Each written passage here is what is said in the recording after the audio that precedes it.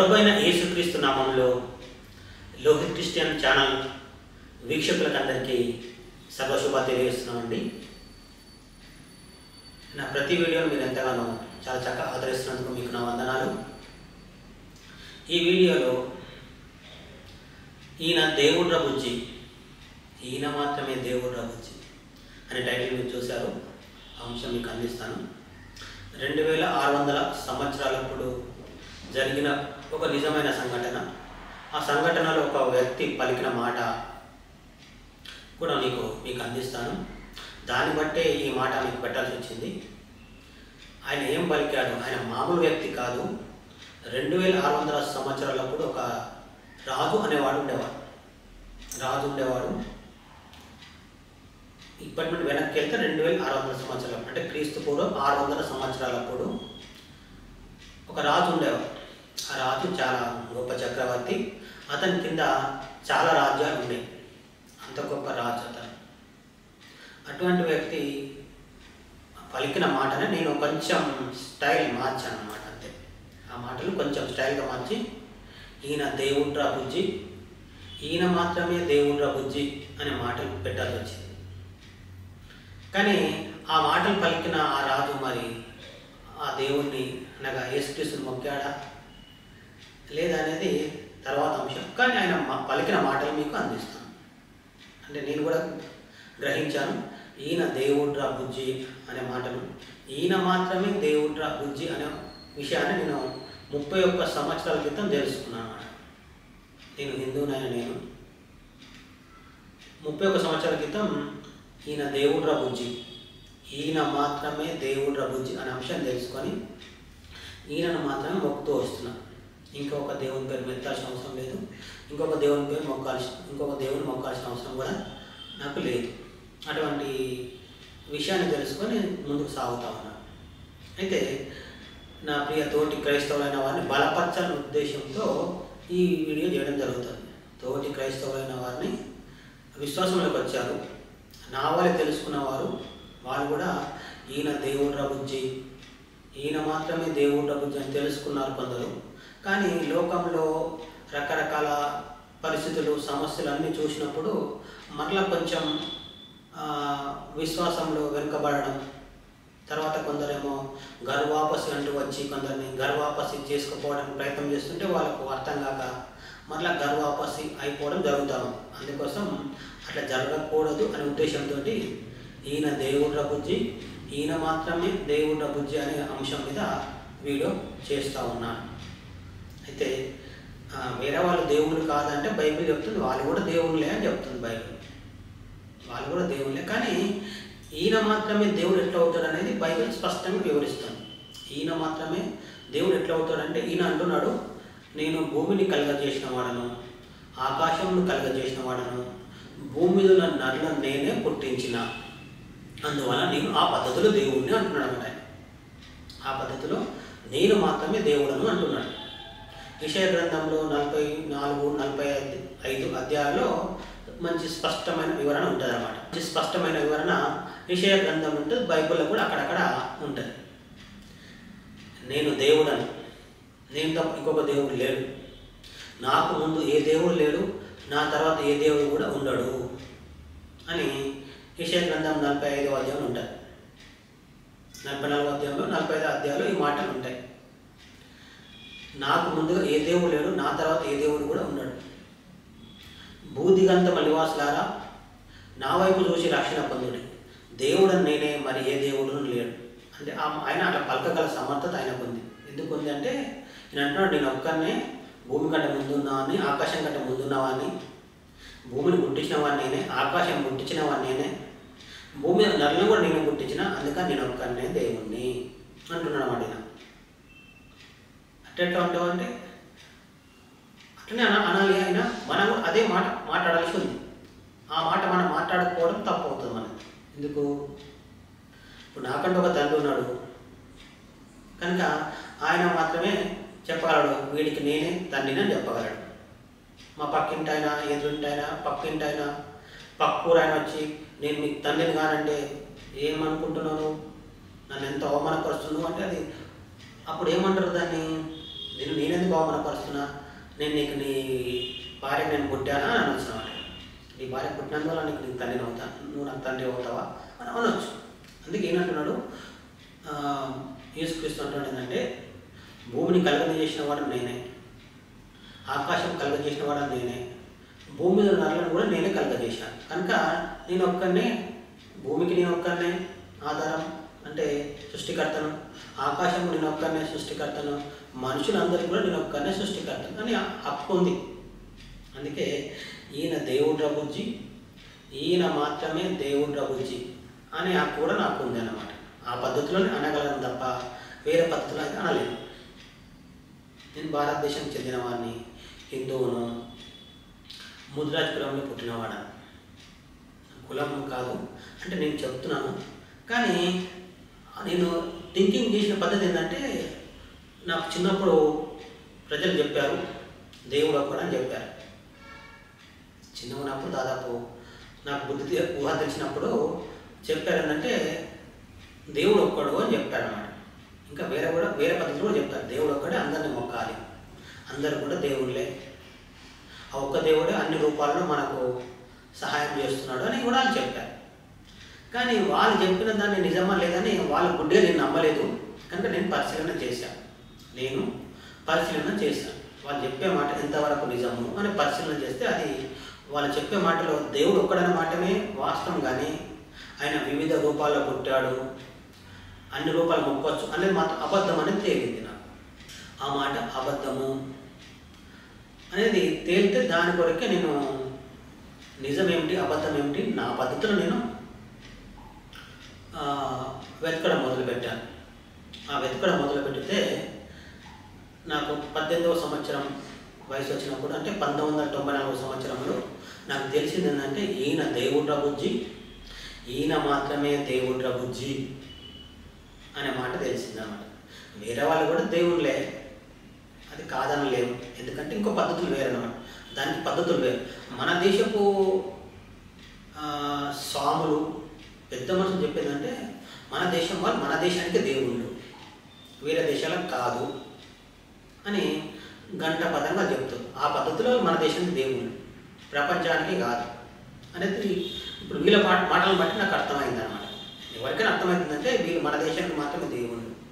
అందుకే మన దేశంలో కొందరు మతోన్మాదులు అంటారు ఏంటంటే, మన దేశపు దేవుళ్ళని మనం మొక్కాలి, వేరే దేశపు దేవుళ్ళని మనం మొక్కకూడదు.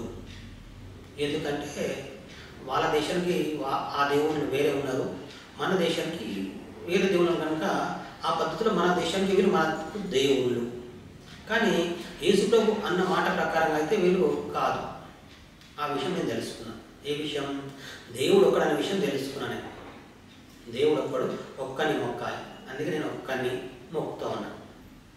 ఒక్క దేవుడు, ఒక్క పేరే ఎత్తాను, ఆయన పేరు యేసుక్రీస్తు. అందుకే చెప్తాను కదండి, దేవుడు ఒక్కడు. ఎలా దేవుడు ఒక్కడు? భూమి పుట్టకుంటున్నవాడు, ఆకాశం పుట్టకుంటున్నవాడు, భూమిని కలుగజేసినవాడు, ఆకాశం కలుగజేసినవాడు ఒక్కడని బైబిల్ చెప్తుంది. అంతే, ఇంక వేరేది లేదు. భూమి మీద మనుషులను ఆదాం అవ్వాలనే వారిని పుట్టించడానికి కూడా బైబిల్ చెప్తా ఉంది. బైబిల్ ప్రపంచవ్యాప్తంగా అన్ని దేశాల్లో దొరికే గ్రంథం. మన దేశ గ్రంథాలు అయితే మన దేశంలో కూడా దొరకవు. అంటే నా పద్ధతి వేరే, నేను చెప్తున్న పద్ధతి వేరే. బైబిల్ గ్రంథం అయితే ఒక వ్యక్తి యేసుప్రభువును నమ్ముకున్నాడు అంటే అతని దగ్గర బైబిల్ గ్రంథం దొరుకుతుంది. ఒక వ్యక్తి ఒక ఊర్లో ఒక 100 మంది క్రైస్తవులు ఉన్నారంటే 100 మంది దగ్గర 100 బైబిల్ దొరుకుతాయి, లేదంటే 50 అయినా దొరుకుతాయి. అది బైబిల్ యొక్క సామర్థ్యం. అంటే ప్రపంచంలో ఏ దేశానికైనా వెళ్ళు, అక్కడ ఒక 100 మంది ఉన్నారండి ఆ దేశంలో అంటే 100 బైబిల్ దొరుకుతాయి, లేకుంటే 50 అయినా దొరుకుతాయి. అర్థమవుతుంది కదా? అంటే ప్రపంచంలో అందరి దగ్గర దొరకగల గ్రంథం. కానీ మన దేశంలోనే, మన ఊర్లోనే దొరకవు, మన పట్టణంలో దొరకవు. అంటే అందరి దగ్గర దొరకవు. నా ఉద్దేశం ఏంటంటే అందరి దగ్గర దొరకని గ్రంథాలు అన్నమాట మన హిందూ గ్రంథాలు. అది నేను చెప్పే మాట ఏంటంటే, అందరి దగ్గర దొరకవు, ప్రతి ఇంట్లో కూడా దొరకవు. ఆఖరికి ప్రతి ఇంట్లో ఒక 4 ఉన్నారండి, ఒక గ్రంథం ఏదైనా ఉందంటే ఆ ఒక్క గ్రంథం కూడా ఉండదు, వాళ్ళకి అవసరం లేదండి. వాళ్ళు అంటారు ఏంటంటే, మాకు అది అవసరం లేదు. ఒక వ్యక్తి నాకు ఫోన్ చేసి అంటాడు, మాకు అవసరం లేదండి, మాకు గురువులు ఉన్నారు, చాలు ఆ గురువులు చెప్పినట్టే వింటామట. గ్రంథానికి విలువనీయమంటే విలువనీయము అంటారన్నమాట. ఒక ఆయన అన్నట్టు ఫోన్ చేసి మా గ్రంథాలని కొనాలంటే 1,50,000 కావాలి. ఇంకొక ఆయన ఏమన్నాడంటే మా గ్రంథాలు ఒక లారీ నిండి ఉంటాయండి, అవి ఎప్పుడు చదువుతాం మేము, అవి చదివితే మేమే అసలు మేము భూమి మీద ఉంటాం చదివే వరకు, అటువంటి గ్రంథాలు. కానీ బైబిల్ అయితే భూమి పుట్టింది మొదలుకుంటే భూమి లేకముందు ఏముండే, భూమి ఎలా పుట్టింది, ఆకాశం ఎలా పుట్టింది, భూమి మీద మనిషి పుట్టకుండా ఏమేమి ఉండే, మనిషి పుట్టిన నుంచి ఇప్పటికి ఎన్ని సంవత్సరాలు అవుతుందో కూడా లెక్క చేయడానికి ఉంది అన్నమాట. మనిషి ఆదాం అనే వ్యక్తి పుట్టి ఇప్పటి వరకు ఎన్ని సంవత్సరాలు అవుతుందని లెక్కలు పెట్టి స్పష్టంగా చెప్పడానికి ఆధారాలు గల గ్రంథం. అటువంటి గ్రంథం చెప్తుంది ఈయన దేవుడ్ర బుజ్జి, ఈయన మాత్రమే దేవుడ్ర బుజ్జి అనే మాట ఒకటి. రెండోది నేను ఇప్పుడు చెప్పాను, 2600 సంవత్సరాలప్పుడు ఒక రాజు, మామూలు రాజు కాదు, గొప్ప రాజు, అతను ఒక చక్రవర్తి, అంటే అతని కింద చాలా రాజ్యాలు ఉండేవి. అటువంటి ఆయన చెప్పిన మాట మీకు ఇది మీకు చెప్తాను. ఆయన కూడా సేమ్ కొంచెం వేరే రీతిగా మాట్లాడినా దాని అర్థం మాత్రం ఇదే, ఈయన దేవుడ్ర బుజ్జి, ఈయన మాత్రమే దేవుడ్ర బుజ్జి అనే మాట ఆయన పలికాడు. సరే మనం విందాం. ఇప్పుడు ఆ వచనం ఎక్కడ ఉందో మీకు చెప్తాను. దానియేలు గ్రంథం 3వ అధ్యాయం 29వ వచనం. కాగా నేను ఒక శాసనం నియమించుచున్నాను, ఏదనగా ఈ విధముగా రక్షించుటకు సమర్థుడగు దేవుడు గాక మరి ఏ దేవుడును లేడు. నేను అంటున్నాడు మరి ఏ దేవుడును లేడు. నేను అదే మాట చెప్పాను, అదే మాట హెడ్లైన్గా పెట్టాను. ఏమని, ఈయన మాత్రమే దేవుడురా బుజ్జి, మరి ఎవడు దేవుడు కాదురా బుజ్జి. ఈయన ఏమంటున్నాడు 29వ వచనంలో, దానియేలు గ్రంథం 3వ అధ్యాయం 29వ వచనంలో 2వ లైన్లో, ఈ విధంగా రక్షించటకు సమర్థుడకు దేవుడు గాక మరి ఏ దేవుడును లేడు. రక్షించుటకు కాపాడుటకు ఆయన ఒక్కడే సమర్థుడు, ఇటువంటి దేవుడు లేడు అని అంటున్నాడు ఆయన. ఈయన మాత్రమే దేవుడు బుజ్జి అనడానికి నాకు ఇది ఒక ఆధారం అన్నమాట. ఈయన మాత్రమే దేవుడు, మిగిలిన వాళ్ళు కాదు అనడానికి లేదు. పద్ధతులు చాలా ఉన్నాయి. ఒక వ్యక్తి దేవుడు కావడానికి చాలా పద్ధతులు ఉన్నాయి. నేను యేసు ప్రభు నమ్మినప్పుడు కొందరు ప్రార్థన చేస్తుంటే బాగా అవుతూ ఉండేది అన్నమాట. ప్రార్థన చెప్పి బాగా అవుతుండేవాళ్ళు. వాళ్ళన్నా నువ్వు దేవుడివి అన్నారు అన్నమాట. నువ్వు దేవుడివి అన్నారు. నేను అన్న దేవుడే, నేను కాదు. కానీ మనుషులు ఏమనుకుంటున్నారంటే మాకు మేలు జరిగితే, బాగా అవుతే, మొక్కితే, కోరికలు తీరితే అతడు దేవుడు అయితేనే జరుగుతుంది, లేకుంటే లేదు అనే ఒక అభిప్రాయంలో ఉన్నందువలన మనుషులు ఆ పద్ధతిలో అతను దేవుడు అవుతున్నాడు అన్నమాట. కానీ నిజమైన పద్ధతి ఏంటిది? ఈయన ఏమంటున్నాడంటే, ఈయన ఒక పరీక్ష ఎదుర్కొన్నాడు. రాజు అంటే ఆయన ఒక పరీక్ష ఆయనని పెట్టాడు. ఆయన శాసనంను కొందరు ధిక్కరించారు. అటువంటి సమయంలో అతడు కొందరికి పరీక్ష పెట్టాడు. ఆ పరీక్షలో వాళ్ళు నెగ్గారు. ఆ నెగ్గినందువలన ఈయననే అంటున్నాడు ఏంటంటే, నా పరీక్షలో వాళ్ళు నెగ్గారు, అందువలన ఈ విధంగా రక్షించుటకు సమర్థుడవు దేవుడు మరి ఒకడు లేడు, ఈయనొక్కడే రక్షించగలవాడు, అంటే ఈయనొక్కడే దేవుడు, మిగిలిన వాళ్ళు కాదు అన్నాడు అన్నమాట. ప్రస్తుతం మన దేశంలో చాలామంది దేవుడు అనబడేవారు ఉన్నారు, మొక్కుతున్నారు, పెద్ద పెద్ద గుళ్ళు కట్టి పూజిస్తున్నారు. వాటిని మనం ఏమనలేము, ఎవరి అభిప్రాయం వారికి. ఆ పద్ధతిలో వారు దేవుడే, కానీ నేను చెబుతున్న పద్ధతిలో వారు దేవుడు కాదు. ఎందుకు కాదంటే మనం మొదటి నుండి వింటున్న మాట ఒక్కటి, దేవుడు ఒక్కడే. ఆ దేవుడు బైబిల్ చెప్తుంది ఆయన సర్వశక్తిమంతుడు. కనుక ఆయన మాటి పుట్టాల్సిన అవసరం ఆయనకి లేదు. మాటి పుట్టాడంటే ఆయనను అవమానపరచడమే అని నేను అనుకుంటాను. ఎందుకంటే ఆయన సర్వశక్తిమంతుడు, ఆయనకు అసాధ్యమైందంటూ ఏమీ లేదు. ఒక్కసారి పుట్టాడంటే అది నమ్మొచ్చు, కానీ ప్రతిసారి పుట్టడం అనేది అది కల్పితం, అబద్ధం అని నేను తెలుసుకున్నాను. అది ఎట్లనో అంటే వివరించమంటే కూడా తర్వాత వివరిస్తాను. ఇంకో వీడియో చేయమంటే చేస్తాను అన్నమాట దానిపై. కానీ మన దేశపు దేవుళ్ళను మనం మొక్కొచ్చా, పూజించవచ్చా అంటే ఒక పద్ధతి, ఆ పద్ధతి ప్రకారం మొక్కవచ్చు, పూజించవచ్చు. ప్రస్తుతం మనం ప్రధానమంత్రి ఉన్నాడు, ప్రధానమంత్రికి మనం మొక్కం పూజించాం కానీ గౌరవిస్తాం. ప్రధానమంత్రి వస్తే మనం నమస్కారం చేస్తాం, మన ఏరియాకి వచ్చినా నమస్కారం చేస్తాం, నమస్కారం అండి అని మర్యాద గౌరవం ఇస్తాం. అట్లనే మన దేశంలో ఎవరైతే దేవుళ్ళని పిలబడుతున్నారో వారికి మనం ఆ పద్ధతిలోనే గౌరవ మర్యాదలు ఇవ్వవచ్చు. కానీ భూమిని పుట్టించిన వాడు, ఆకాశం పుట్టించిన వాడు, నన్ను పుట్టించిన వాడు అనే మర్యాద మాత్రం వారికి మనం ఇవ్వలేము. అంటే అటువంటి గౌరవం అంటే వారు మనం పుట్టించిన వారు కాదు, వారు కాదు. ఎందుకు కాదు? ఒక్కడు దేవుడు, ఒక్క దేవుడు ఆయన పుట్టని అవసరం లేకుండా ఎన్ని పనులైనా చేశాడు. కానీ ఒక పని చేయలేకపోయినందువలన ఆయన భూమి మీద మంచిగా పుట్టాల్సి వచ్చింది. ఆ వీడియో త్వరలోనే చేస్తాను నేను. ఏ పని చేయలేకపోయినందువల్ల, ఆయనతో ఏ పని కానందువల్ల మంచిగా పుట్టాల్సి వచ్చింది అనేది. అయితే మనం ఇప్పుడు ఏం చెప్పుకుంటున్నామంటే మన దేశపు దేవుళ్ళు ఒక పద్ధతిలో దేవుళ్ళే కానీ ఇంకో పద్ధతిలో కాదు అనేది నా అంశం. ఇంకో పద్ధతి ఏంటంటే ప్రపంచంలో అన్ని దేశాలకు కాదు అని మన దేశం వాళ్ళే చెప్తున్నారు. మన దేశం పెద్దలే అన్ని దేశాలకు కాదండి, మన దేశానికి మన దేవుళ్ళు ఉన్నారు, వారి దేశానికి వారి దేవుళ్ళు ఉన్నారు కనుక ఆ దేశం వాళ్ళు ఆ దేవుళ్ళనే మొక్కుతారు, మన దేశం వాళ్ళు మన దేవుళ్ళనే మొక్కుతారు. కానీ నేను బోధిస్తున్న పద్ధతి లేకుండా ఇప్పుడు చెప్తున్న అంశం ఏంటంటే ప్రపంచానికి చెందిన పద్ధతి అన్నమాట. అంటే అన్ని దేశాలకు కలిసి ఒక దేవుడు అనేవాడు ఉన్నాడు, ఆయన గురించి చెప్తున్నాను. ఆయన మాత్రమే దేవుడు, అంటే అన్ని దేశాలకు ఆయన ఒక్కడు దేవుడు అనేది, అన్ని దేశాలకు ఆయన ఒక్కడే దేవుడు అనేది చెప్తాను. సరే, ఇక్కడ ఒక 2600 సంవత్సరాలకు జరిగిన ఒక సంఘటన అనేది చెప్తాను. అది ఏంటిదో ఇప్పుడు స్పష్టంగా వివరిస్తాను. 2600 సంవత్సరాలప్పుడు నెబుకద్నెజర్ అనే రాజు ఉండేవాడు. ఆయన కింద చాలామంది ఉండేవారు. అయితే ఇజ్రాయెల్ దేశం, ప్రస్తుతం మనం చూస్తున్న ఇజ్రాయెల్ దేశం ఒకప్పుడు 2600 సంవత్సరాలప్పుడు అప్పుడు కూడా ఉంది ఆ దేశం. ఆ దేశం వారిని నెబుకద్నెజర్ అనే రాజు బబులోను అనే పట్టణానికి రాజ్యాన్ని పట్టుకొని వెళ్ళిపోయాడు. అందరినీ, ఆ దేశ ప్రజలందరినీ పట్టుకొని వెళ్ళిపోయాడు, బానిసగా పట్టుకొని వెళ్ళిపోయాడు.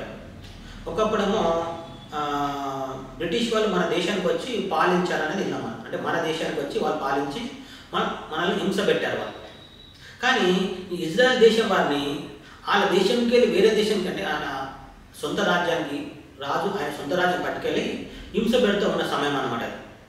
హింస పెడుతున్న సమయం అంటే అంత హింస లేదు, కొంత స్వేచ్ఛ ఉంది. మన దేశంలో అప్పుడు ఎట్లా బ్రిటిష్ వాళ్ళు వచ్చిన కాలం ఎటువంటి స్వేచ్ఛ ఉండేదో అటువంటి స్వేచ్ఛ అక్కడ కూడా ఉండేది, ఇక్కడ బబులోను దేశంలో. అటువంటి సమయంలో రాజుకు ఒక కళ పడింది. ఆ కళలో తాను ఒక గొప్ప బంగారు బొమ్మగా తనను తాను చూసుకున్నాడు కళలు. అందుకని ఆయన ఆ కళ పడ్డ రీతిగానే ఆయన ఒక పెద్ద బొమ్మ పెట్టించి ఆ బొమ్మకు అందరూ మొక్కాలి అని ఒక శాసనం చేశాడనమాట. మరి రాజు అంటే అన్ని తెలిసిన వాడు ఉంటాడు, అన్ని శాస్త్రాలు తెలిసిన వాడు ఉంటాడు రాజు, మామూలు వాడు కాదు. అయితే తాను ఇజ్రాయెల్ దేశంకి వెళ్ళి పట్టుకపోయిన జనాంగం ఏదైతే ఉందో ప్రజలు, వాళ్ళు అందరి దేవుళ్ళను మొక్కేవారు కాదు. అప్పటికి కూడా అందరి దేవుళ్ళను మొక్కేవారు కాదు. దేవుడు మాటి మాటికి పుడతాడని వారు నమ్మరు అన్నమాట. వారు మొదటి నుండి ఒక దేవుని మొక్కేవారు, కానీ ప్రజలను బట్టి వాళ్ళు భ్రమపడి అందరినీ కూడా మొక్కుతూ ఉండేవారు, అందరినీ కూడా మొక్కుతూ ఉండేవారు, అందరి దేవుడు కూడా మొక్కుతూ ఉండేవాళ్ళు ఉన్నారన్నమాట అక్కడ. కానీ ఆ శాసనం ఎప్పుడైతే వచ్చింది, ఏమని వచ్చిందంటే, నేను చూద్దాం ఆ శాసనం గురించి మనం చూద్దాం. దానియేలు గ్రంథం 3వ అధ్యాయం 4-7 వచనాలు. ఎట్లుండగా ఒక దూత చాటించినదేమనగా, జనులారా, దేశస్థులారా, ఆయా భాషలు మాట్లాడు వారులారా, మీకు ఆజ్ఞ ఇచ్చుచున్నాను. ఏమనగా, బాకా, పిల్లంగ్రోవి, పెద్ద వీణె, సింఫోనియా, వీణె, విపంచిక, సకల విధములకు వాద్య ధ్వనులు మీకు వినబడినప్పుడు రాజావు నెబుకద్నెజరు నిలవబెట్టించిన బంగారు ప్రతిమ ఎదుట నిలబడి నమస్కరించుడి.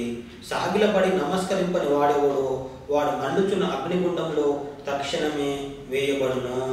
సకల జనులకు బాకా, పిల్లంగ్రోవి, పెద్ద వీణె, సింఫోనియా, విపంచిక, సకల విధములకు వాద్యధ్వనులు వినబడగా ఆ జనులను, దేశస్థులను ఆయా భాషలు మాట్లాడే వారిను సాగిలపడి రాజుకు నెబుకద్నెజరు నిలువబెట్టించిన బంగారు ప్రతిమకు నమస్కారము చేసేది. ఒక చాటింపు వేయబడ్డది ఆ దేశంలో. అందరూ రావాల్సిందే, వచ్చి మొక్కాలి. ఒకవేళ మొక్కకపోతే ఏమని ఉందంటే ఇక్కడ అగ్నిగుండంలో వేయబడును. ఒకవేళ మొక్కకపోతే అగ్నిగుండం వేయబడతాను ఒక శాసనం వచ్చిన అందరూ మొక్కాలి. ఒకవేళ మొక్కకపోతే అగ్నిగుండంలో వేయబడను. కొంచెం ఆలస్యం ఏముండదంటే వెంటనే వేయబడుతుందని చెప్పారన్నమాట. చెప్పినప్పుడు బైబిల్లో రాసిన ఇది నిజమైన సంఘటన. 2600 సంవత్సరాలప్పుడు జరిగిన ఒక నిజమైన సంఘటన. ఇది నిజమే అనడానికి ఆధారాలు కలిగిన సంఘటన. 2600 సంవత్సరాలప్పుడు నెబుకద్నెజర్ అనే రాజు ఉన్నాడో లేదో అని చరిత్రలో వెళ్తే తెలుస్తుంది అన్నమాట. అయితే ఈ ఆజ్ఞ వచ్చినప్పుడు అందరూ సాగిలపడి నమస్కరించారట. ఒక ముగ్గురు సాగిలపడి నమస్కరించలేదట. ఒక ముగ్గురు ఆ బొమ్మకు సాగిలపడి నమస్కరించలేదట. అంటే వాళ్ళు మనుషులే, వీళ్ళు మనుషులే. ఆజ్ఞ ఇచ్చిన రాజు కూడా మనిషి. ఏమని ఆజ్ఞ ఇచ్చాడు? అన్ని రకాల చప్పుళ్ళు వేస్తాం. చప్పులు వేసినప్పుడు నేను నిలువబెట్టించిన బంగారు ప్రతిమకు సాగిలపడి మొక్కాలి. ఉట్టిగా కూడా కాదు, సాగిలపడి మొక్కాలి. అది శాసనం. అట్లా మొక్కకపోతే తక్షణమే పట్టుకెళ్ళి అగ్నిగుండంలో వేసేస్తాము. ఇంకేం లేదు, విచారణ ఉండదు. నువ్వెందుకు మొక్కలేవు, ఏం కదా అని అడిగేది. అటువంటి శాసనం వచ్చిన సమయం. అయితే అందరూ పరీక్షిస్తుండగా ఒక ముగ్గురు మాత్రం నిలబడి ఉన్నారంట. కూర్చోలేదు, నిలబడే ఉన్నారంట. నిలబడి ఉన్న వారిని గమనించి వెంటనే పట్టుకొని వెళ్ళకుండా రాజు దగ్గరికి వెళ్ళి రాజుకు ఒక కంప్లైంట్ చేశారంట. సరే మనం చూద్దాం. 9వ వచనం నుంచి 12వ వచనం వరకు. రాజుకు నెబుకద్నెజరు నొద్ద ఇలాగూ మనవి చేసేది, రాజు చిరకాలం జీవించునుగా. రాజా, తాము ఒక కట్టడ నియమించితిరి. ఏదనగా బాకాను, పిల్లను గ్రోవిని, పెద్ద వీణను, వీణను, విపంచికను, సుంపోనియను, సకల విధములకు వాద్యధ్వనులను విను ప్రతివాడును సాగిలపడి బంగారు ప్రతిమకు నమస్కారము చేయవలెను. సాగిలపడి నమస్కరింపని వాడెవడో వాడు మండుచున్న అగ్నిగుండంలో వేయబడును. రాజా, తాము శద్రకు, మేషకు, అబేద్నెగో అను ముగ్గురు యూదులను బబులోను దేశంలోని రాజకార్యములు విచారించుటకు నియమించితిరి. ఆ మనుషులు తమరి ఆజ్ఞను లక్ష్యపెట్టలేదు, తమరి దేవతలను పూజించుటలేదు, తమ నిలువబెట్టించిన బంగారు ప్రతిమకు నమస్కరించుటలేదు అనేది. అయితే వీళ్ళ మీద కంప్లైంట్ చేయడానికి కారణం ఉంది ఏంటంటే వాళ్ళు గొప్ప స్థానం ఉన్నారంట. ఆ ముగ్గురు గొప్ప స్థానం ఉన్నారంట. కనుక వీరిని అడ్డొలిపించుకోవాలి అనే ఒక ఉద్దేశం ఉంది. రెండవది, రాజాజ్ఞ అవునన్నా కాదన్నా ధిక్కరించారు, మనకు కనబడుతూ ఉంది. అయితే వీరిని వెంటనే పట్టుకపోకపోవడం కారణం ఏంటంటే వాళ్ళు గొప్ప స్థానం ఉన్నారు. అందువల్ల పట్టుకపోతే మనకు సమస్య అనుకొని వాళ్ళు పట్టుకపోకుండా డైరెక్ట్ రాజు దగ్గరికి వెళ్ళి వారి మీద పగవారు ఎవరైతే ఉన్నారో వాళ్ళు కంప్లైంట్ పెట్టారన్నమాట. అయితే రాజు ఉద్దేశం రాజుకున్నది, ఎవడన్నా కానీ నేను తప్ప అందరూ మొక్కాల్సిందే అనేది రాజు ఉద్దేశం. వాడు ఎవడన్నా కానీ నేను తప్ప అందరూ మొక్కాల్సిందే. మరి రాజు అంటే ఎవరు? అన్నీ తెలిసినవాడు. అందుకే ఒక విగ్రహం పెట్టించి అందరితో మొక్కిస్తున్నాడు అన్నమాట. మొక్కితే అందరికీ మేలు జరుగుతుంది, మంచి జరుగుతుంది అనేది ఆయన ఉద్దేశం. అంటే ఆయన చాలా సంవత్సరాలుగా అన్ని విషయాలు ఆరితేరినవాడు రాజు. అందుకని అందరికి క్షేమకరమైన అంశంగానే ఊహించి పెట్టాడని అనుకోవాలి. ఇంకోటి, ఆయన గర్వంతో కూడా పెట్టాడని అనుకోవాలన్నమాట. అంటే ఆయన విగ్రహం పెట్టాడన్నమాట. ఆయన దేవతల విగ్రహం పెట్టలేదు, ఆయన విగ్రహం పెట్టాడు. అది ఒకటి. కానీ ఆయన విగ్రహమైనా, ఆ దేశంలో ఏ విగ్రహమైనా అందరి క్షేమం కోసం పెట్టబడుతున్నాయి. మన దేశంలో గుడ్లు ఎందుకు కడుతున్నారంటే మన క్షేమం కోసం అని చెప్తారన్నమాట. ఎందుకు కడతారంటే క్షేమం కోసం అండి. మనం దేవుడిని మొక్కి పూజిస్తుంటే ఒక గుడి ఉండాలి. దేవుడికి మొక్కి పూజిస్తే మనకు ఏదో ఒక మీద జరుగుతూనే ఉంటుంది. అందుకోసమే మనం కడుతున్నాం అనేది మంచి ఉద్దేశం అని చెప్తారు. సరే, ఈయన కూడా ఒక మంచి ఉద్దేశంతో పెట్టాడు అనేది ఆయన ఉద్దేశం అన్నమాట. ఆయన ఉద్దేశం ఏంటంటే అందరికీ, ఆ దేశానికి, ఆ దేశంలో ఉన్న ప్రతి ఒక్కరు, ఆ దేశంలో వాళ్ళు ఒక్కరు లేరు, వేరే దేశం నుంచి తీసుకొచ్చిన ఇజ్రాయెల్ దేశం వాళ్ళు కూడా ఉన్నారన్నమాట. వారికి కూడా మేలు కావాలనే ఉద్దేశం ఆయన ఉద్దేశం. కానీ వీళ్ళంటారు ఏంటంటే మేము మొక్కం బాబు అని అన్నారు, తీసుకెళ్ళారు. సరే, ఇప్పుడు రాజు రెండవసారి ఆజ్ఞిస్తున్నాడు అన్నమాట. వీళ్ళు రాజు కొత్తకు తీసుకుపోబడ్డారు, రాజు ఎదుట నిలిచారు. రాజు ఎదుట నిలిచిన తర్వాత రాజు మరి ఒకసారి ఆజ్ఞయిస్తున్నాడు అడిగి. 14వ వచనం. అంతటా నెబుకద్నెజరు వారితో ఇట్లనెను, శద్రకు, మేషకు, అబేద్నెగో, మీరు నా దేవతను పూజించటలేదనియు నేను నిలవబెట్టించిన బంగారు ప్రతిమకు నమస్కరించటలేదనియు నాకు వినబడినది. ఇది నిజమా?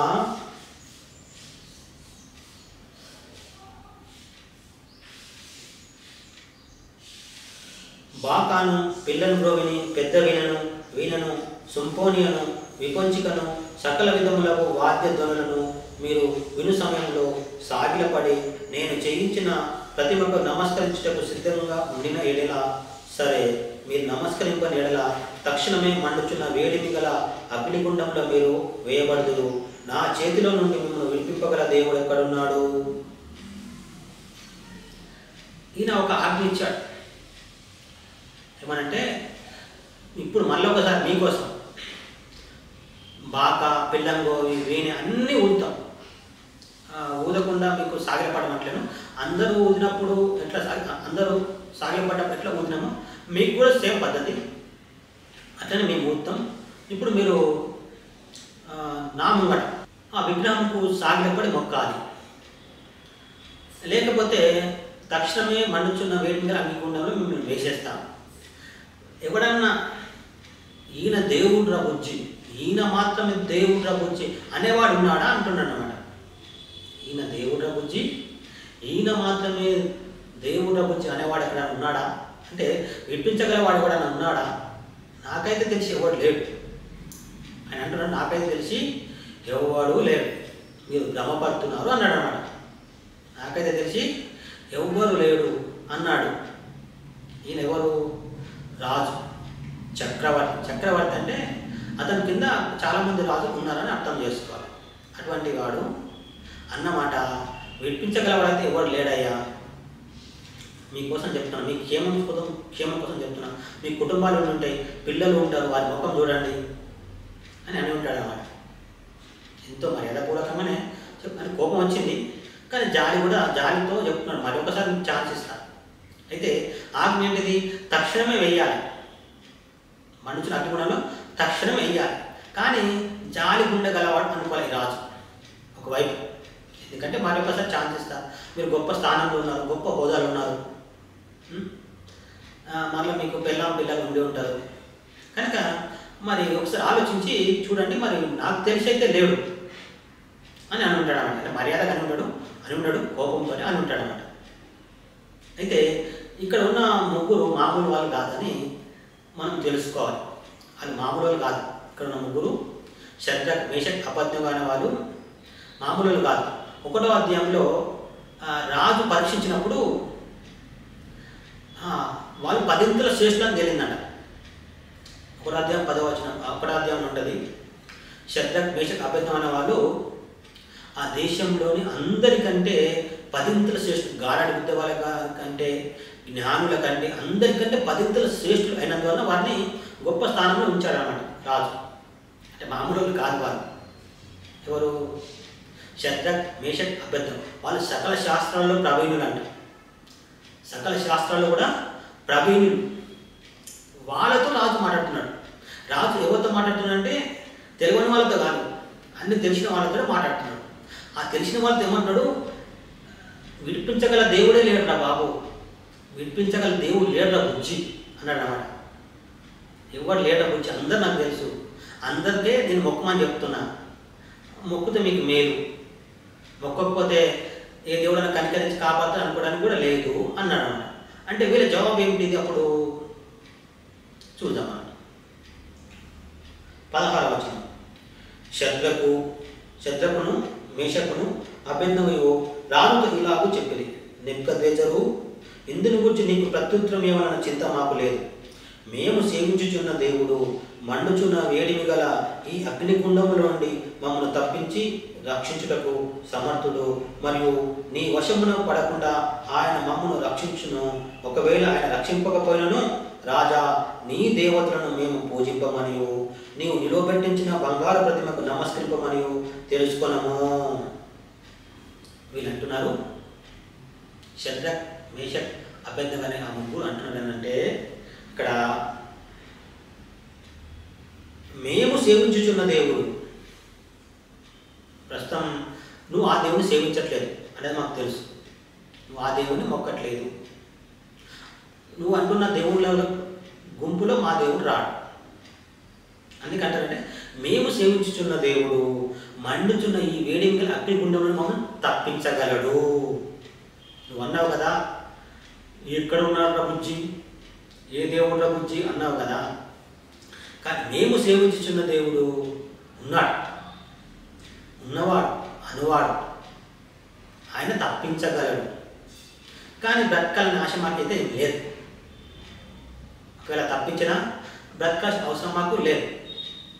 అంటే ఆయన ఉద్దేశం అంటే, చావు రాక బ్రతుకుతున్నాం, చావు రాక బ్రతుకుతున్నాం. ఇప్పుడు చావు వస్తుందంటే హాయిగా చనిపోతాము అనే ఉద్దేశం వాళ్ళదనమాట. చావు వస్తుందంటే హాయిగా చనిపోవడానికే రెడీ. చనిపోతే మంచి రాజ్యం మాకుంది అలా ఉద్దేశం. అంటే చనిపోతే గొప్ప రాజ్యం ఉంది అనేది అలా ఉద్దేశం.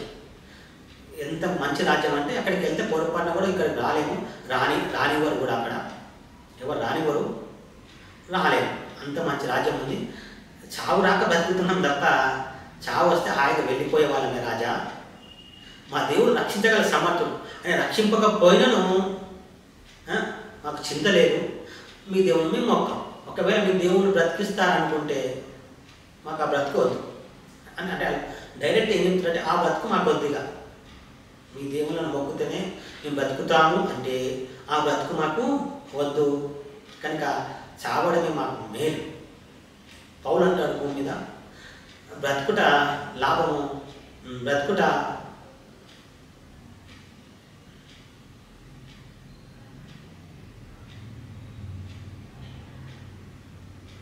బ్రతుకుట క్రీస్తుని గురించి, చావు అయితే నాకు లాభం అంటాడు అన్నమాట.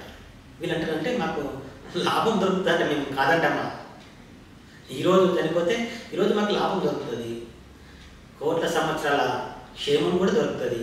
కనుక నీవు నిలువబెట్టించిన ప్రతిమకు మేము మొక్కము అన్నారన్నమాట. అది క్రైస్తవులలో ఉండాల్సింది.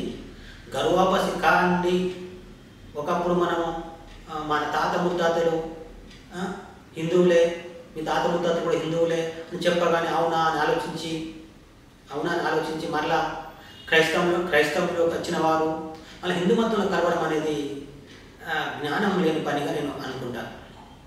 ఎందుకంటే ఈయన దేవుడ్ర బుజ్జి, ఈయన మాత్రమే దేవుడ్ర బుజ్జి అని 2600 సంవత్సరాలప్పుడు ఒక రాజు చెప్పాడనమాట.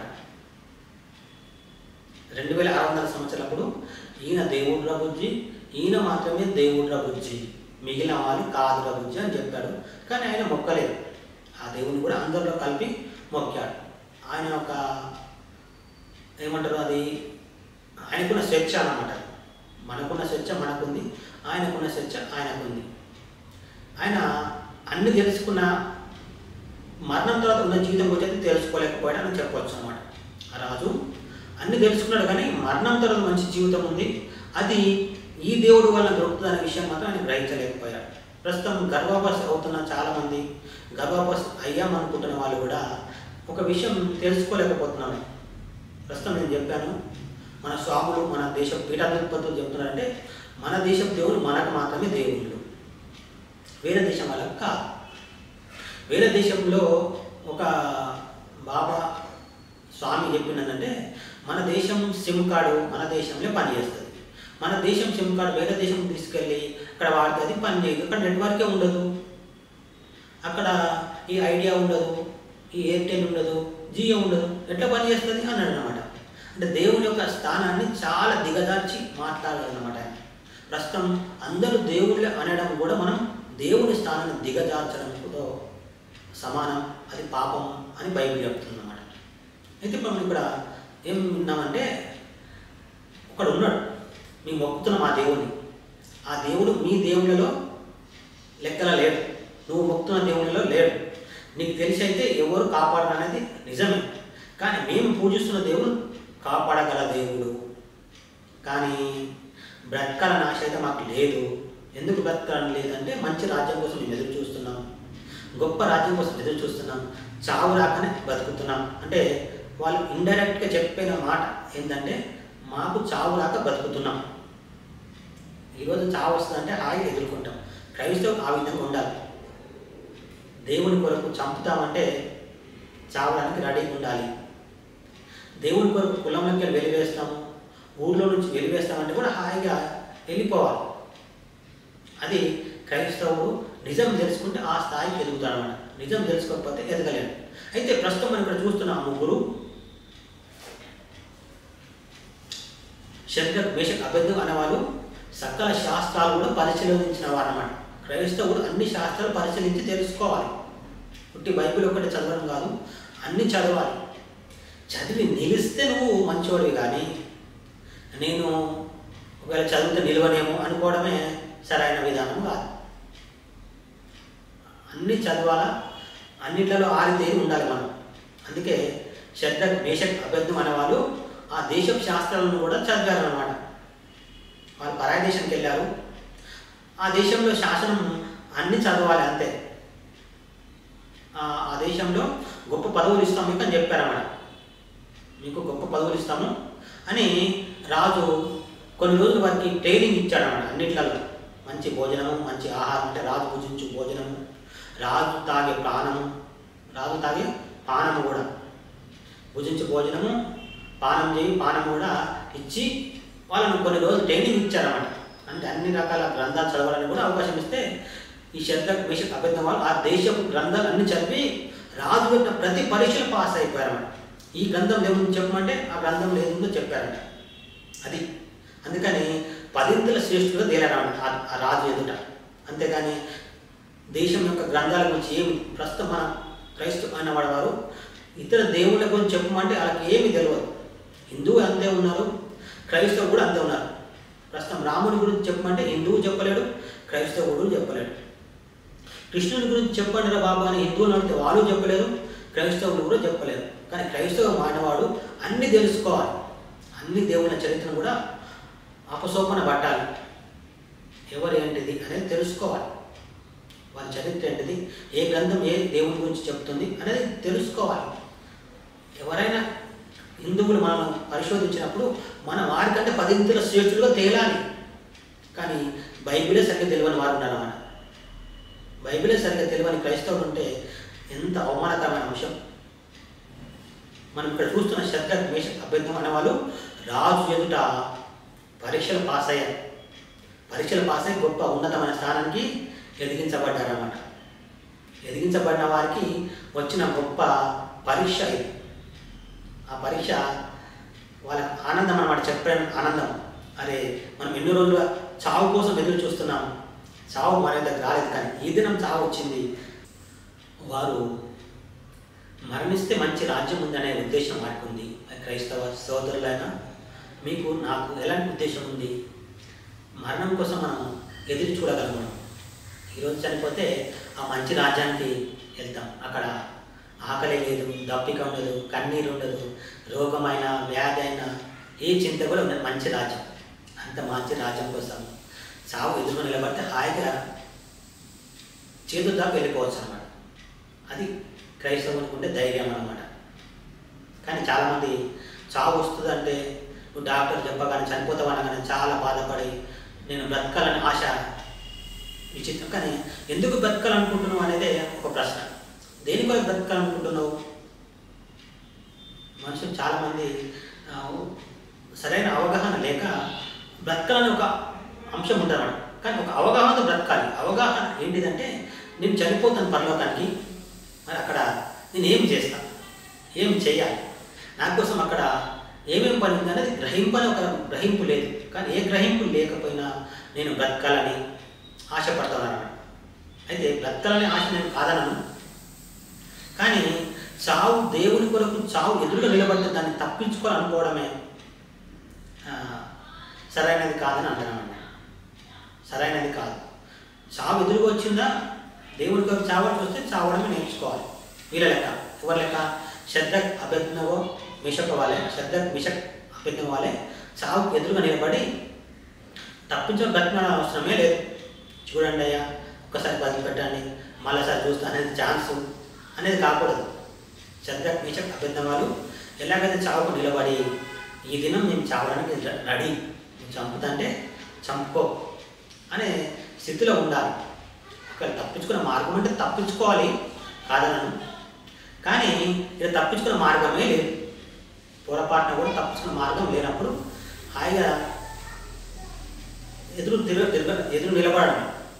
వీళ్ళేమో ప్రార్థన కూడా చేసినట్లేదు, ఓ దేవుడా మమ్మల్ని తప్పించు అని లోపల ప్రార్థన చేసినట్టు కూడా లేదన్నమాట. అంటే మంచి అవగాహనకి క్రైస్తవుడు రావాలి. నా ఉద్దేశం ఏంటంటే మన దేశం అన్ని పద్ధతులు తెలుసుకొని ఉండాలి. అందరు దేవుళ్ళ గురించిన చరిత్ర క్రైస్తవుడు తెలుసుకొని ఉండాలి. భారతదేశం చరిత్ర కూడా తెలుసుకొని ఉండాలి. తెలుసుకొని ఉన్నవాడే ప్రతి సమస్యను కూడా ఎదుర్కోగలడు. తెలుసుకోలేని వాడు ప్రతి సమస్యను ఎదుర్కోలేడు. కేవలం పొట్ట కొరకు బట్ట కొరకే బ్రతుకుతాడు. ఆ పొట్ట బట్ట దొరకదంటే ఇక అక్రమాలు ఎంచుకుంటాడు అన్నమాట. అక్రమం చేస్తేనే పొట్ట బట్ట దొరుకుతుంది, బ్రతుకుతా అనుకుంటే అక్రమం ఎన్నుకుంటాడు. అయితే ఇప్పుడు మనం చూస్తున్న అంశం, షద్రక్ మేషక్ అబేద్నెగో వాళ్ళు డైరెక్ట్గా చెప్పారు, ఒకడు ఉన్నాడు, నువ్వు లేడన్నావు, నీకు ఉన్నాడు అంటున్నావు, నీ ఇష్టం, ఇక నీకు చేతనైంది చేసుకోమని చెప్పాడన్నమాట. అప్పుడు రాజు మిక్కిలి తీవ్రంగా కోపపడి ఏం చేసిందంటే, ప్రస్తుతం అంతకుముందు అగ్నిగుండం కొంచెం మండుతుందట, దానిని 7 అంతలుగా చేశాడంట. అగ్నిగుండం ఎన్నింతలుగా? 7 ఇంతలుగా అగ్నిగుండం చేసి ఏం చేశారు? అగ్నిగుండం 7 అంతలుగా మార్చి అప్పుడు అన్నాడు రాజు, వీరిని కాళ్ళు చేతులు కట్టి అగ్నిగుండం వేయమని చెప్పారట. కాళ్ళు చేతులు కట్టి అగ్నిగుండంలో పడవేయమని చెప్పినప్పుడు ఆ అగ్నిగుండం కూడా తీవ్రమైందంట. చాలామందికి కోపం వచ్చిందంట. ఆ అగ్ని అంత ఎక్కువ చేసేది ఎందుకంటే వేరే వాళ్ళకి కూడా కోపం వచ్చింది. మేమందరము ఒకటి, వాళ్ళు ఒకటా, నీ మనసులం కాదా, వాళ్ళ క్షేమం మేము కోరట్లేదా, ఒక్కసారి మొక్కితే ఏం పోతుంది? ఒక్కసారి మొక్కితే ఏం పోతుంది? సావనికి అంత ఇష్టపడుతున్న వాళ్ళు సావన్ వీళ్ళు సస్తే కానీ బుద్ధి రాదు వీళ్ళకి అన్నట్టుగా వాళ్ళ అగ్ని 7 అంతలు ఎక్కువ చేశారంట.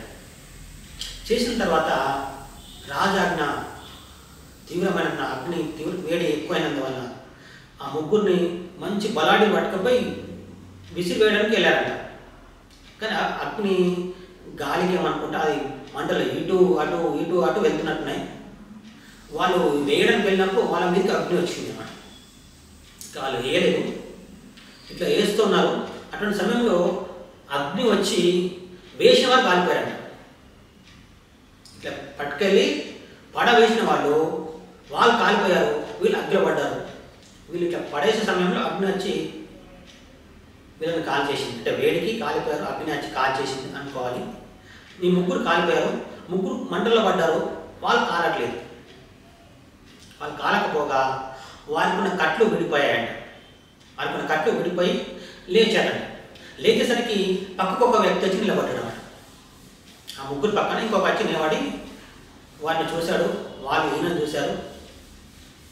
అగ్నిగుండంలో ప్రదక్షిణ చేస్తున్నా అనుకోవాలన్నమాట. ప్రదక్షిణ అందరికి చూడడానికి ప్రదక్షిణ చేస్తున్నా అంటే ఆయన వాళ్ళ చేతులు పట్టుకొని విజయుడు అన్నట్టుగా, వీరు గెలిచారు నా కోసం నిలబడి అన్నట్టుగా ఏం చేశాడంటే ఆ ముగ్గురు పట్టుకొని తిప్పుతూ ఉన్నాడని ఇక్కడ అర్థం చేసుకోవాలి. తర్వాత రాజు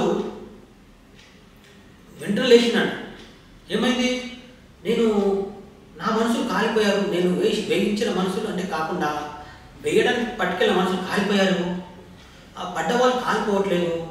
కాలిపోకపోగా పక్కన ఒకడు ఉన్నాడు, వాడు దేవత వల్ల ఉన్నాడు అనుకో. తీవ్రంగా లేచి పక్కలను అడుగుతున్నాడు మంత్రులను, ఏమిటి మనం ముగ్గురు నేర్చు కదా, మనం నాలుగో వాడు కనబడుతున్నాడు, అందులో వాని రూపము దేవుని రూపం వారి ఉన్నదే అన్నాడు. ఇక్కడ చూద్దాం మనం 25వ వచనం. అందుకు రాజు, నేను 4 మనుషులు బంధకం లేక అగ్నిలో సంచరించుగా చూచున్నాను, వారికి హాని ఏమీ కలగలేదు. 4వ వాని రూపం దేవతల రూపం పోలేదని వారికి ప్రత్యుత్తరం ఇచ్చాను. అంతటా నెబుకద్నెజరు వేడిమి కలిగి మండుచున్న ఆ గుండం వాకిలి దగ్గరకు వచ్చి, షద్రకు, మేషకు, అబేద్నెగో అను వాళ్ళరా, మహోన్నతుడగు దేవుని సేవకులరా, బయటకు వచ్చి నా యుద్ధకు రండని పిలువగా షద్రక్, మేషక్, అబేద్నెగో ఆ అగ్నిలో నుండి బయటకు వచ్చేది. అధిపతులను, సేనాధిపతులను, సంస్థానాధిపతులను, రాజు యొక్క ప్రధాన మంత్రులను కూడి వచ్చి ఆ మనుషులను పరీక్షించి వారి శరీరములకు అగ్ని ఏ హాని చేయకున్నట్టు, వారి తల వెనుకలో ఒకటైనను కాలిపోకున్నట్టు, వారి వస్త్రములు చెడిపోకున్నట్టు, అగ్ని వాసనను వారి దేహములకు తగలకున్నట్టు చూసిరి. మనం బయటకు రమ్మన్నట్టు రాజు. బయటకు వచ్చిన తర్వాత అందరూ పరీక్ష చేసిరంట. ఏమని? మరి అగ్నిలో వేస్తే తల వెంట్రుకలు కాలిపోతాయి, చేతులకు కాళ్ళకున్న వెంట్రుకలు కాలిపోతాయి, బట్టలు కూడా కాలిపోతాయి. శరీరం కాలలేదు అనుకోవచ్చు కానీ బట్టలు కూడా కాలిపోతాయి. కానీ వాళ్ళు పరీక్ష చేస్తే వాళ్ళు బయట ఎట్లున్నారో అగ్గిలోకి వెళ్ళిన తర్వాత కూడా అలాగే ఉన్నారంట. మనుషులేమో కాలిపోయారు, వారిని విసిరివేసిన మనుషులు కాలిపోయారు, కానీ అగ్నిలో పడిన వారు కాలిపోలేదు. అంటే ఈ దేవుడు అంత సమర్థుడు, అంత శక్తిమంతుడు. ఎవరు? దేవుడు అనేవాడు అంత శక్తిమంతుడు. ఎంత శక్తిమంతుడు అంటే ఆయన అన్న మాట 100% నిజం. నాకు అసాధ్యమైనది ఏదైనా కలదా? ఆయనకు అసాధ్యమైనది ఏది కూడా లేదు. కానీ మన బ్రతుకుల్లో చాలాసార్లు ఆయనకు ఏమి సాధ్యం కాదన్నట్టు జరుగుతూ ఉంటాయి. ప్రమాదాలు జరుగుతాయి, అపాయాలు జరుగుతాయి. క్రైస్తవులైన వారు ప్రమాదాలు జరిగి చనిపోతూ ఉంటారు, అపాయాలు జరిగి చనిపోతూ ఉంటారు, నష్టం వస్తుంది, కష్టం వస్తుంది. కానీ మనం అనుకుంటాం ఏం చేత కాని వాడుగా ఉన్నాడు అనుకుంటాం అన్నమాట. కానీ ఆ సందర్భం ఎందుకు, అట్లా ఎందుకు జరిగింది అనేది అది దేవుడికి మాత్రమే తెలుసు, మనకు తెలియదు. కనుక అవునన్నా కాదన్నా ఆయన దేవుడు రబుజ్జి. నీకు మంచి జరిగినా మంచి జరగకపోయినా ఆయన దేవుడు రబుజ్జి. షద్రక్, మేషక్, అబేద్నెగో అన్నారు ఆయన మమ్మల్ని కాపాడినా దేవుడు రబుజ్జి, ఆయన మమ్మల్ని కాపాడకపోయినా ఆయన దేవుడు రబుజ్జి. ఒకవేళ మనం కాపాడకపోతే ఆయన ఏం దేవుడు అని మాట అనంలో బుజ్జి. అది క్రైస్తవ అనాల్సిన మాట. దేవుడు మాకు మేలు చేసినా దేవుడే, మేలు చేయకపోయినా దేవుడే. మేము గర్వాపసి కాము. ఆయన మొక్కితే నీకేం మంచిగా అయింది అని అడుగుతారన్నమాట. నీకేం బాగా అయింది? బాగా కాలేదు కదా, కనుక ఆయన ఎందుకు మొక్కుతారు అంటారన్నమాట. అవునన్నా ఆయన దేవుడు, కాదన్నా ఆయన దేవుడు, మేలు చేసినా ఆయన దేవుడు, మేలు చేయకపోయినా దేవుడు. ఎప్పటి దేవుడు అంటే ఆయన అంటాడు, నేను మొదటివాడను కడపటి వాడను. ఎప్పటి కూడా నేనంటే మొదటివాడను, అంత అయిపోయినాక కూడా ఉంటానన్నమాట. ఆట మొత్తం అయిపోయినాక కూడా నేను ఉండేవాడు. ఆట ప్రారంభంలో నేను మొదటివాడనే, ఆట అంతంలో కూడా నేనే. అది ఆయన సత్తా, హక్కు, అది పవిత్రమైన మాట. దానికి వ్యతిరేకమైన మాట మా దేవుళ్ళు ఏం కావాలి అనడం. మీ దేవుళ్ళు ఏం కావాలంటే భూమిని పుట్టించిన వారైతే ఏమైనా అవుతారు, ఆకాశం పుట్టించిన వారు అయితే ఏమైనా అవుతారు, మనిషిని పుట్టించిన వారైతే ఏమైనా అవుతారు. ఆ పద్ధతిలో వాళ్ళు కాదు అంటున్నాం అన్నమాట. వేరే పద్ధతిలో వాళ్ళు దేవుళ్ళే. అవునన్నా వాళ్ళు దేవుళ్ళే, కాదన్నా వాళ్ళు దేవుళ్ళే. ఎట్లా వేరే పద్ధతి ఏంది? మేలు చేశాడు దేవుడు, ఇప్పుడు మేలు చేశాడు, తర్వాత మేలు చేయలేదు, అయితే దేవుడు కాకపోతాడా? వాళ్ళు మేలు చేస్తే దేవుడు, మేలు చేసి చేయకపోతే దేవుడు కాదా? ప్రస్తుతం ఒకప్పుడు ఒక దేవుడు మొక్కామండి, మేలు చేశాడని మొక్కుతున్నాం, పూజిస్తున్నాం. కానీ ఇప్పుడు మనకు కష్టం బాధ వచ్చింది, అతను దేవుడు కాకుండా పోతాడా? ఏ పద్ధతిలో? సహాయం చేయడం వల్ల దేవుడు కాకుండా పోతాడా? కాదు, అది తప్పు. అవునన్నా అతను మేలు చేసిన మన దేవుడే, ఇప్పుడు మేలు చేయకపోయినా అతను దేవుడే. దేవుడి స్థానం అతను తగ్గిపోదు. ఇది ప్రజలకు, కానీ ప్రజల ఉద్యమం నుంచి ఆ స్థానం తగ్గిస్తున్నారు, మనం తొలగించుకుంటున్నారు మనుషులు. ఎంత చిత్రమైన మనుషులు అంటే ఒకప్పుడు ఉన్న అభిప్రాయం ఇప్పుడు ఉండట్లేదు మనుషులు. అది ఒకప్పుడు మంచిగా చేశాడు, ఇప్పుడు మంచిగా చేయట్లేదు, కనుక ఆయన దేవుడు కాదు. అవునన్నా దేవుడే, కాదన్నా దేవుడే. కానీ ఈయన మాత్రమే దేవుడు బుజ్జి అనే పదం వాడాలి అంటే భూమిని పుట్టించి ఉండాలి, ఆకాశం పుట్టించి ఉండాలి, భూమిని మనుషులను కూడా పుట్టించి ఉండాలి. అతన్ని ఈయన మాత్రమే దేవుడు అనొచ్చు. లేదంటే అందరు దేవుడు ఒకడు అనొచ్చు అనమాట. అందరూ దేవుడు అనబడిన వాళ్ళు అతను కూడా ఒకడు అనొచ్చు. కానీ ఈయన అందరి దేవుళ్ళు ఒకడు అనబడడానికి లేదు. ఆయన ఒప్పుకోడు. అది ఈ యేసుప్రభు అంటే ఆయన అందరి దేవుళ్ళు నేను ఒక్కని అనడానికి ఒప్పుకోడు. అంటే వాళ్ళు దేవుడు అనబడే పద్ధతి వేరు, ఈయన దేవుడు అనబడే పద్ధతే వేరు అనమాట, సపరేట్. అందుకే నాకు ఈ లోకానికి ఏ సంబంధం లేదు అని అన్నాడు అన్నమాట. అంటే లోకానికి అంటే ఈ లోక దేవుళ్ళకు ఏ సంబంధం లేదు అన్నాడు అన్నమాట. ఆయన ఒక చోట అన్నాడనంటే ఈ లోక అధికారి వచ్చుచున్నాడు, వానికి నాతో సంబంధమే లేదు అని నేను అన్నమాట. అదే అన్నమాట, ఈ లోకానికి సంబంధం లేదని కాదు, ఈ లోకానికి సంబంధం ఉండే పట్టుకనే భూమి మీద పుట్టాల్సి వచ్చింది. అది దేవుడు అనేవాడు ఒక్కసారి భూమి మీద పుట్టాల్సి వచ్చింది.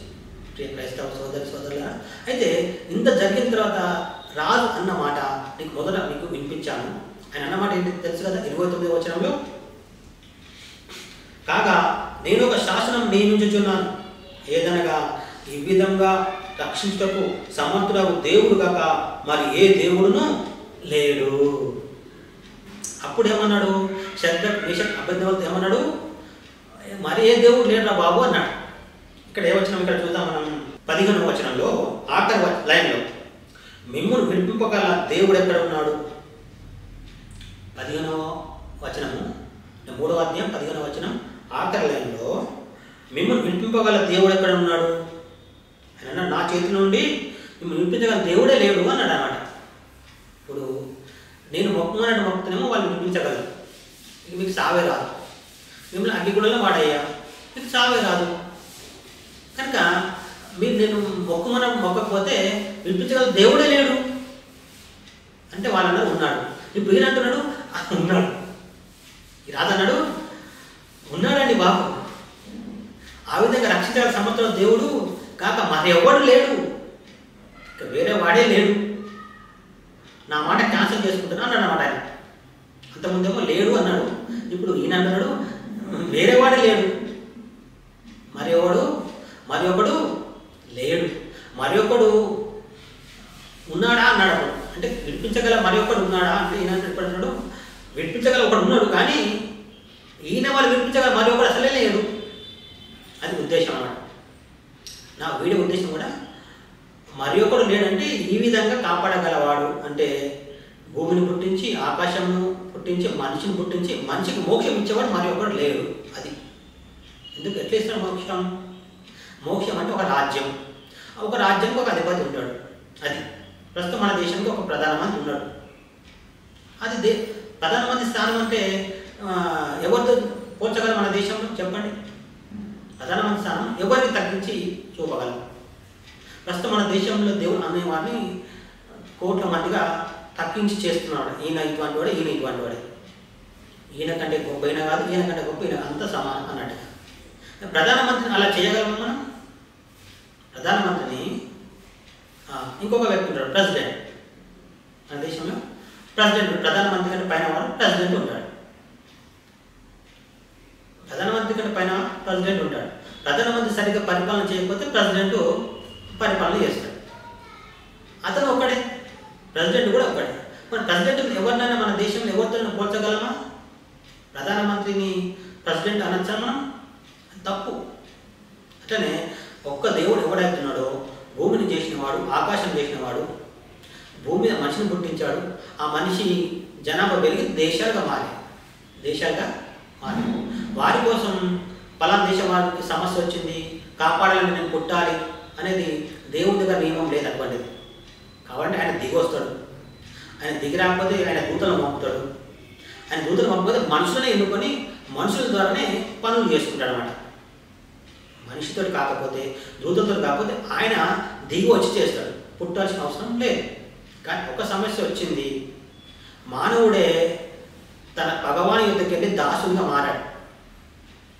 సర్పం ఇప్పుడు సాతాను యుద్ధకి వెళ్ళి దాసునిగా మారాడు. అందువలన ఆ దాసునిగా మారిన మనిషిని మరలా స్వతంత్రం చేయడానికి ఆ సర్పం లేదా సాతానుతో మాట్లాడడానికి దేవుడు వెళ్ళాడు. వెళ్ళినప్పుడు వాడు ఒక నిబంధన పెట్టాడు, నువ్వు మంచిగా భూమి మీద పుట్టాలి. అది నువ్వు మంచిగా భూమి మీద పుట్టి చనిపోతే వీరిని వదిలిపెడతావు నీ పరలోక రాజ్యానికి. అది అసలు నిబంధన. అందుకోసమే దేవుడు ఒక్కసారి పుట్టాల్సి వచ్చింది. ఎందుకంటే సాతాను పెట్టిన ఒక షరతు మూలంగా, సాతాను దేవుడికి పెట్టిన ఒక షరతు మూలంగా దేవుడే మనిషిగా భూమి మీద పుట్టాల్సి వచ్చింది. అంతేగాని దేవుడు మనిషిగా మాటి మాటి పుట్టడం అంటే మామూలు అంశమా? ఆయన మామూలువాడా? ప్రధానమంత్రిని మా దేశంలో మన ప్రాంతంలో ఏదైనా ఒక వేషం మాటి మాటికి వేయమంటే వేస్తాడా? ఈ వేషం వేయు, ఆ వేషం వేయు, మాటి మాటికి మా ప్రాంతాన్ని దర్శించు అంటే దర్శిస్తాడా? ఆయన సైన్యాన్ని పంపిస్తాడు, మంత్రులను పంపిస్తాడు. మంత్రులు సైన్యం కాకపోతే అందరు అక్కడ నిలబడినప్పుడు కాకపోతే ఆయన దిగొచ్చి ఆ సమస్యను ఆర్డర్లు ఇచ్చి చేయిస్తాడు అన్నమాట. ఆయన స్వయంగా యుద్ధం చేసి చేయడు. ప్రధానమంత్రి యుద్ధం చేసి అయితే చేయడు, కానీ సైన్యంతో కూడా వెళ్ళి నిలబడతాడు, ఆర్డర్స్ ఇస్తుంటాడు. కఠినమైన సమస్యలు వచ్చినప్పుడు ఏం చేయాలంటే ఆయన నడిపిస్తాడు. అది ప్రధానమంత్రి హోదా అంటే. మరి దేవుడి హోదా అంటే ప్రధానమంత్రి కంటే తక్కువదా? ఏమన్నా ఇప్పుడు ప్రెసిడెంట్ కంటే తక్కువదా? 204 దేశాల కంటే ప్రెసిడెంట్ అందరికీ కూడా దేవుడు అనేవాడు ఆయన ఒక్కడే. అంత గొప్ప వాణి పట్టుకొని మాటి మాటి పుట్టాడు. ఆ పుట్టినవాడు పెళ్లి చేసుకున్నాడు. ఒక పెళ్లి సరిపోకపోతే 2, 3, 4 పెళ్లిళ్ళు చేసుకున్నాడని దేవుని ఇంతగా మనుషులు అవమానపరుస్తున్నారు. చెప్పలేనంత మనుషులు దేవుణ్ణి ఘోరంగా అవమానపరుస్తూ వారిని వారు గొప్ప చేసుకుంటున్నాడు. అటువంటి వారి మీకు దేవుడు ఇంత ఘోరంగా దిగొస్తుంది. ప్రియ క్రైస్తవ సోదరి సోదరుడా, విన్నాం కదా 2600 సంవత్సరాలప్పుడు జరిగిన ఒక నిజమైన సంఘటన ద్వారా రాజు పలికిన ఒక మాట, ఈ విధంగా రక్షించటకు సమర్థుడైన దేవుడు మరి ఒకడు లేడు, ఈయనొక్కడే ఉన్నాడు. మరి ఒకడు లేడు, ఈయనొక్కడే ఉన్నాడు.